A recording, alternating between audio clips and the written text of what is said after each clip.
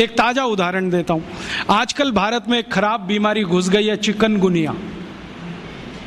लाखों लोग प्रभावित हैं।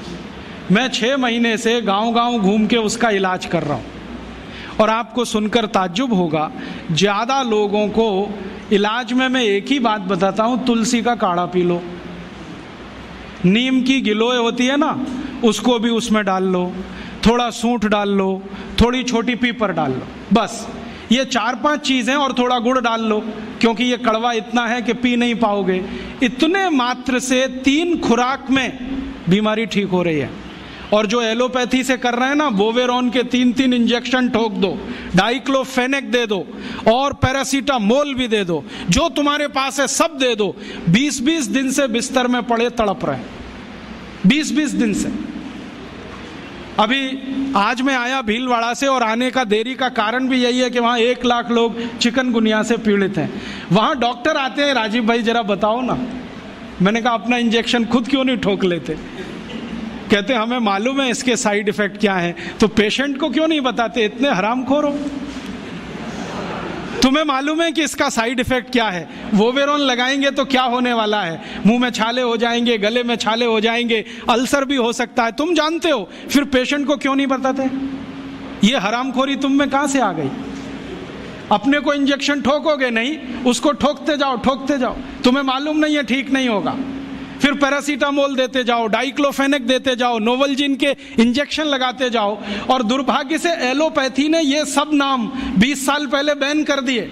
वो कहते हैं डाइक्लोफेनेक खराब है, पैरासीटामोल तो और भी खराब है, नोवलजिन तो 1984 से बैन है यूरोप में और अमेरिका में, वही इंजेक्शन यहाँ ठोक रहे हैं लगातार। दुष्परिणाम है कि मरीज ठीक ही नहीं हो रहे। और मैं आपको मेरा अपना तजुर्बा बताता हूँ। आप में से कुछ विद्यार्थी होम्योपैथी के हैं, आप जानते हैं कि होम्योपैथी की बहुत सारी दवाएं आयुर्वेद से ही निकली। तुलसी है ना, उसी से ओसीमम है। ओसीमम की 3-3 खुराक देके कर्नाटक में 70,000 रोगियों को चलता कर दिया, और वो 20-20 दिन से एलोपैथी खा रहे थे, रिजल्ट नहीं आ रहा है। ओसीमम 200 की 3 खुराक सफिशिएंट, और आदमी 20 दिन से तड़प रहा है बिस्तर में, न नींद आ रही है, न चैन मिल रहा है, इतनी उल्टियां हो रही हैं, बुखार उतर नहीं रहा है, सब तकलीफ है। 3 डोज दो, खत्म कहानी। मैंने उसको फिर कुछ जरूरत ही नहीं। और फिर आज स्थिति यह है कि कर्नाटक सरकार ने हमारे ये कैंपों के रिजल्ट देखने के बाद अपने डायरेक्टर्स और जॉइंट डायरेक्टर सबको लाइन से लगा दिया, जाओ राजीव दीक्षित के पास, सीखो उससे वो क्या दे रहा है और रिजल्ट क्यों आ रहे हैं। हमने 70,000 पेशेंट को दवा दी, 6 मरे, और उन्होंने 1,22,000 को दी, उसमें से मुश्किल से 6 बचे। ये कर्नाटक का हाल है। कर्नाटक में चिकनगुनिया इतना बुरी तरह से फैला है, कोई गांव नहीं बचा जहां चिकनगुनिया ना हो। मेरी तो स्थिति यह है कि कार्यकर्ता कम पड़ गए, डॉक्टर कम पड़ गए। अगर मेरे पास 1,000-2,000 डॉक्टर होते तो हम कर्नाटक के उन लाखों लोगों को बचा लेते जो मर गए पिछले 6 महीने। महाराष्ट्र में भी यही है।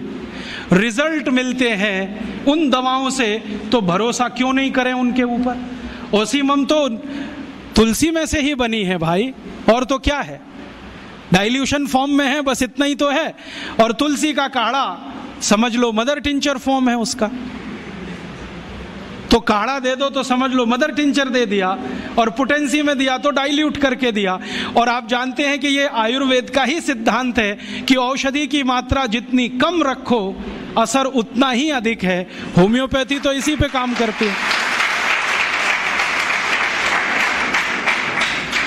तो अपने विज्ञान में दम तो है, अपनी विद्या में दम तो है, बस इसका प्रचार करने की बात है। प्रचार कौन करेगा? आप करेंगे। और इसका सबसे सरल तरीका है वॉक एंड टॉक। सबसे सरल तरीका। अगर आप इसका अपनी विद्याओं का प्रचार करना चाहते हैं, सरकार तो करेगी नहीं, क्योंकि वो एलोपैथी के चंगुल में फंसी है।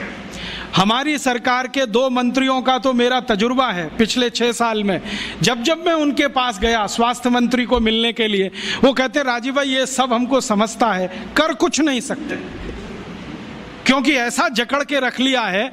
तो मैंने कहा इसमें आग तो लगा सकते हो, आग ही लगा दो हनुमान जी की तरह से, रावण की लंका एक बार जल जाए। कम से कम कहानी तो खत्म हो जाए।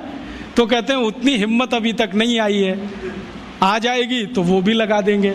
तो उनमें तो आने से रही, क्योंकि वो तो फंसे हैं अपने स्वार्थ में।